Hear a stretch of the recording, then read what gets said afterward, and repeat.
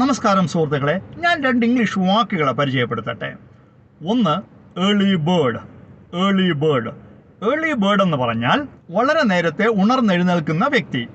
He's an early bird. അവൻ അതിരാവിലെ ഉണർന്നെഴുന്നേൽക്കുന്ന ഒരു വ്യക്തിയാണ് എന്നാണ് അർത്ഥം. ഏർലി ബേർഡ്, നേരത്തെ ഉണർന്നെഴുന്നേൽക്കുന്ന വ്യക്തി. A person who rises early in the morning.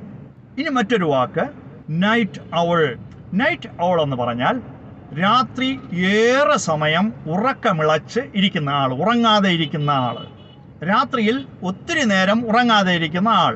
A person who stay awake late at night. അപ്പോൾ ഹീസ് എ നൈറ്റ് ഔൾ എന്ന് പറഞ്ഞാൽ അവൻ രാത്രി ഏറെ നേരം ഉറക്കമിളച്ചിരിക്കുന്ന ആളാണ് എന്നാണ് അർത്ഥം. അപ്പോൾ ഏർലി ബേർഡ്, നേരത്തെ ഉണർന്നെഴുന്നേൽക്കുന്നവൻ. നൈറ്റ് ഔൾ, രാത്രി ഏറെ സമയം ഉറങ്ങാതെ ഇരിക്കുന്ന ആൾ. നമുക്ക് വേണമെങ്കിൽ ഈ രണ്ട് വാക്കുകളെയും ഒരു വാക്യത്തിൽ ഉൾപ്പെടുത്താൻ സാധിക്കും.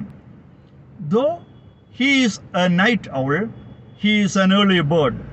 അവൻ രാത്രി ഏറെ സമയം ഉറങ്ങാതിരിക്കുന്ന ആളാണെങ്കിലും രാവിലെ നേരത്തെ എഴുന്നേൽക്കുന്ന ആളാണ്.